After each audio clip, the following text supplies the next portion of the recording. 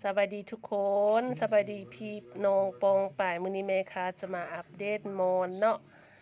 มอนสิข้าวเด้อมื้อนี้แม่ค้าเลี้ยงมอนเนาะมือที่6แล้วเด้อทุกคนเด้ออันนี้มันทายแบบปกติบ่ได้ซูมเด้อลูกค้าจะได้เห็นความแตกต่างเนาะมอนจะใหญ่ไหวหลายเนาะค่ะใหญ่โตแบบว่า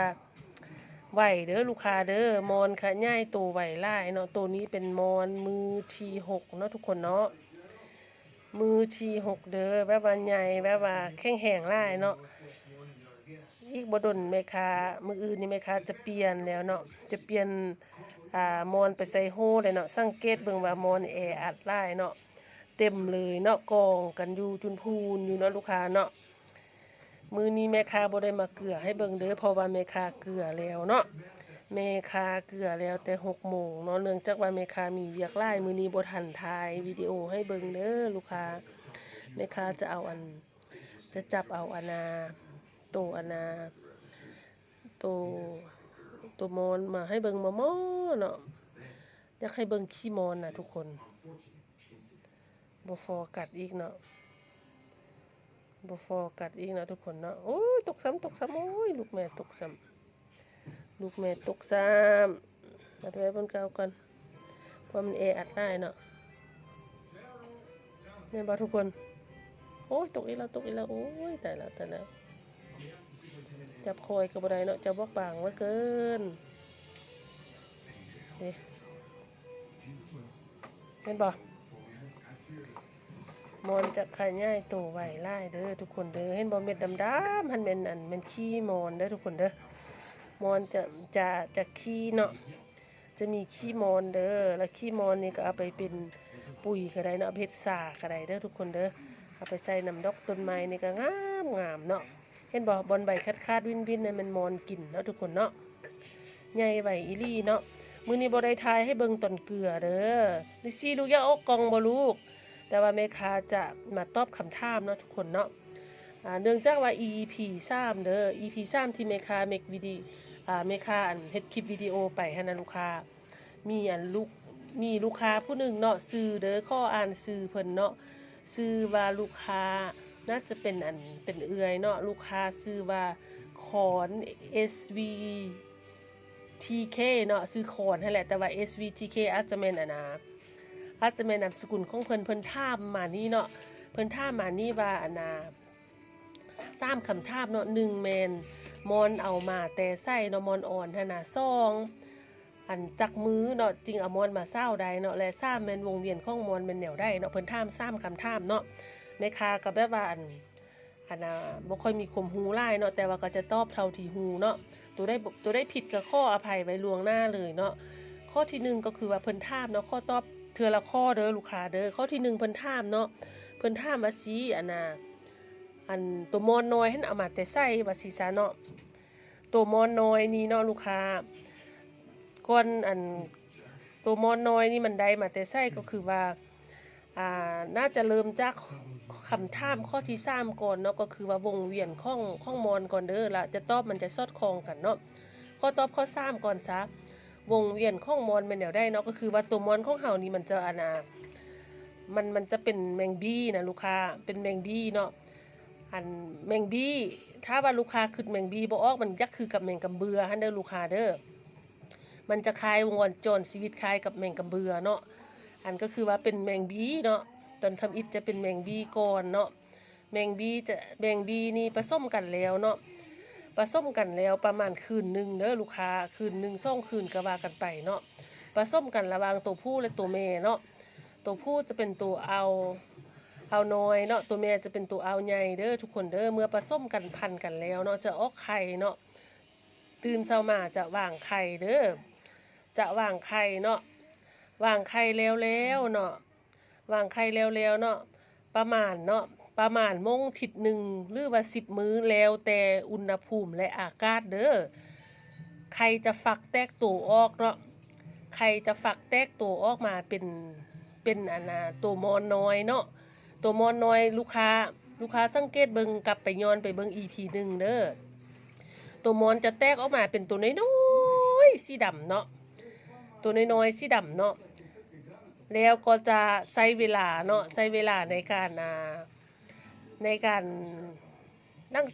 จากแตกออกมาแล้วนะจะเลี้ยงเนาะจะเลี้ยงให้มอนนี้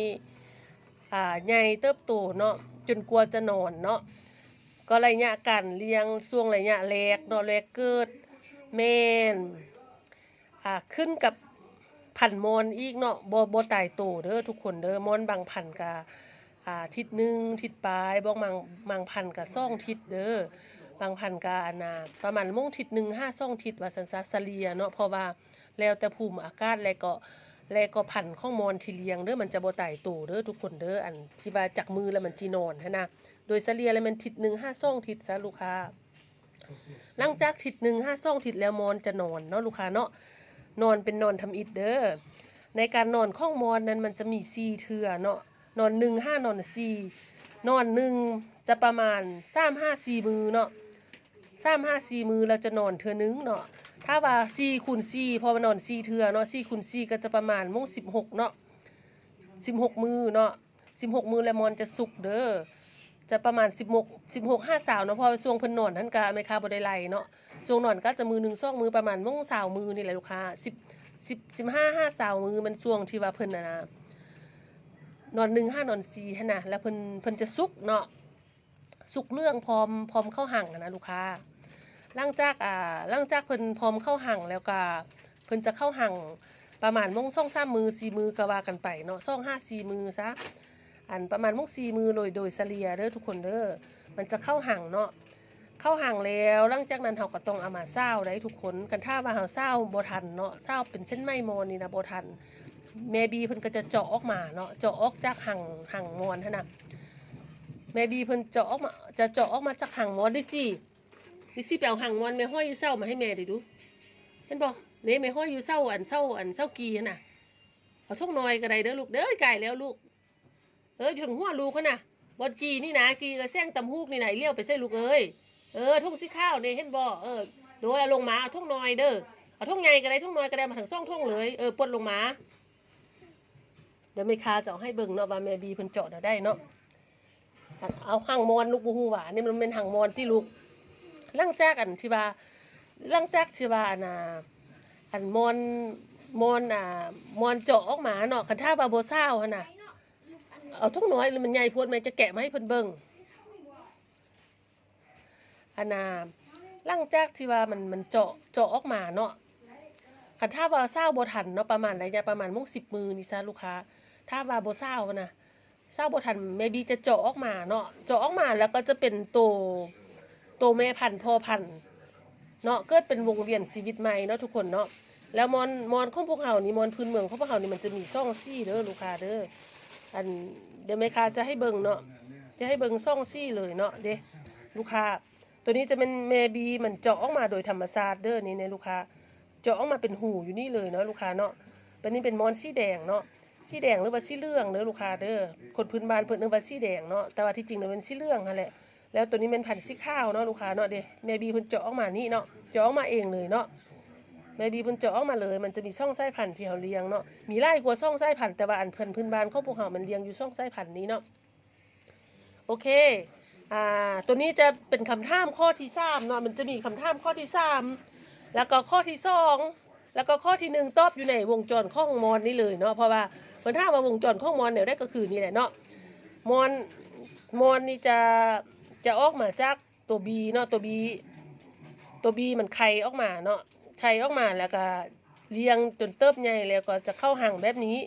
เข้าหั่งแล้วแม่บีก็จะเจาะออกมานี่เนาะเจาะออกมาแล้วก็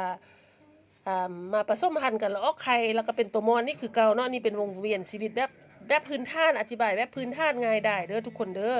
บ่ฮู้ว่าทุกคนจะเข้าใจแม่ค้าเว้าบ่เนาะเพราะบางทีแม่ค้าก็เว้าบ่ละเอียดเนาะแล้วเพิ่นถามว่าแม่มอนตัวมอนน้อยมาจากไสก็มาจากนี่แหละลูกค้ามาจากตัวดักแด้เนาะมันบ่มีตัวดักแด้เพราะมันออกแล้วเนาะมันมาจากนี่เด้อลูกค้าแล้วจากมือจริงได้ซาวเนาะเพิ่นถามมาจากมือจริงได้ซาวเนาะโดยเฉลี่ยเนาะนับแต่ฟักไข่เนาะผสมพันธุ์ฟักไข่แล้วก็ซาวนี่เฉลี่ยประมาณ2เดือนเด้อลูกค้าอาจจะน้อยก่อนน้อยนึงหรือว่าหลายก่อนน้อยนึงนับแต่มือฟักไข่เด้อบ่แม่นมือเลี้ยงเนาะลูกค้าเนาะ อาจจะประมาณ2เดือนนี่แหละเฉลี่ยโดยเฉลี่ยเป็นประมาณ2เดือนเนาะลูกค้าเนาะเลี้ยง2เดือนแล้วจะจริงจะสามารถเอามาเช้าเรียบรวมเช้าแล้วก็เอามาตำได้เด้ออันโดยเฉลี่ยเนาะรวมทั้งฟักไข่แล้วก็อันถ้าไข่แตกเนาะฟักไข่ถ้าไข่แตกก็เกือบ10 มือเลยเด้ทุกคนเด้อโอเคนี่จะเป็นข่มฮือขั้นพื้นฐานเด้อทุกคนถ้าว่าลูกค้าผู้ใดสนใจรายละเอียดแท้เนาะเพิ่นมีตำราเลยเด้อันน่ะเชี่ยวชาญหลายคนเนาะที่ว่าอันเชี่ยวชาญพวกมอนเลี้ยงมอนของลาวเฮาหรือว่าของต่างประเทศก็ดีเพิ่นได้เฮ็ดเป็นปึมออกมาหลายหัวเนาะลูกค้าหรือว่าสามารถเสิร์ชข้อมูลเบิ่งอยู่อัน Google หรือว่า YouTube ก็ได้เด้อแต่ว่าอันนี้มันข้อมูลที่ว่าเฮาเลี้ยงตัวจริงเนาะแต่ว่าอันแต่ละสายพันธุ์หรือว่าแต่ละท้องถิ่นภูมิอากาศมันต่างกันอะไรเนี่ยมื้อหรือว่าเวลานะมันจะต่างกันน้อยนึงบ่ต่างกันหลายเนาะโดยเฉลี่ยเด้อทุกคนเด้อ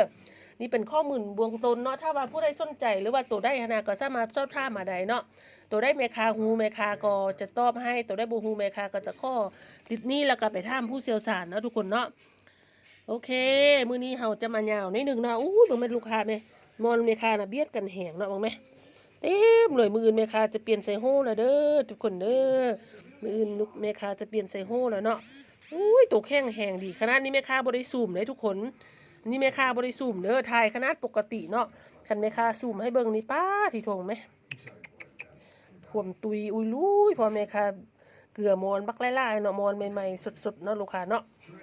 โอเคเด้อทุกคนไปแล้วเนาะลาจากกันก่อนเนาะมื้อนี้เนาะมื้อเจอกันใหม่เด้อ EP 6เนาะมื้อเจอ EP 7เด้อ EP 7ก็คือมือที่7เนาะหลังจากฝักไข่มือที่7เนาะลุ้นนำกันว่ามอนเฮาจะนอนมือได้เนาะพอไหมคะสังเกตเบิ่งบางตัวนี่คือว่ายักนอนแหละเด้อลูกค้าเด้อมันนอนบ่พร้อมกันเนาะลูกค้าเนาะเริ่มจักนอนแล้วเด้อบางตัวในลูกค้าเห็นบ่สังเกตโดยเฉพาะมันตัวนี้เด้อลูกค้าเด้อนี่เห็นบ่นี่เด้ๆเมคาจีนี่เห็นบ่ตัวเมคาจีนี่น่ะอันงอหัวดกแบบนี้หัวตังเจเดแล้วบ่นึ่งบ่ติ่งยังแม่นเพิ่นนอนได้แต่ปกติมันจะนอนพร้อมกันได้แต่ว่าอันแม่ค้าบ่ได้คัดมอนนะแบบว่าแม่ค้าเกลือเลยเนาะเกลือเลยในอันนาในแผ่นเดียวหั่นน่ะแล้วอันบางอันมันแตกก่อนแตกซาลุดลื่นกันน้อยนึงบ่ลื่นกันหลายดอกแต่ว่าแม่ค้าคาดเดาว่าบ่ไกลมื้ออื่นมื้อฮื้อนี่มันสินอนหมดแล้วนี่นะแม่ค้าจะเอาไปใส่โฮก่อนเด้อลูกค้าเด้อโหน่ะป้าโถมอนแม่ค้าใหญ่แท้ใหญ่ว่าใหญ่บักก้อยใบกองกันจุนพูนจันผ่านอยู่เนาะโอเคแม่ค้าไปแล้วเด้อบ๊ายบายเนาะขอบใจที่ติดตามกดไลค์กดแชร์เป็นกำลังใจให้แม่ค้าเด้อคือเก่าเนาะลูกค้าเนาะผู้ใดสนใจอยากเลี้ยงมอนก็คือเก่าเด้อเนาะติดต่อมาหาแม่ค้าได้เนาะหักแพงเนาะยินดีให้ข้อมูลเนาะลูกค้าเนาะเรียนรู้ศึกษาไปกันเนาะ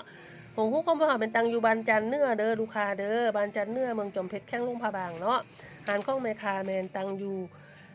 บ้านทงเจริญเมืองลุงพะบางแข้งลุงพะบางเนาะและก็มีสาขาซ่องตังอยู่ดงโพซี่เด้อแถวขั้วมิตรภาพนครหลวงเวียงจันทน์เนาะมีหยังก็อินบ็อกซ์มาเด้อบ๊ายบายเนาะทุกคนเนาะขอบใจที่ติดตามและกดไลค์กดแชร์ให้แม่ค้าเด้อขอบใจหลายๆเนาะบ๊ายบาย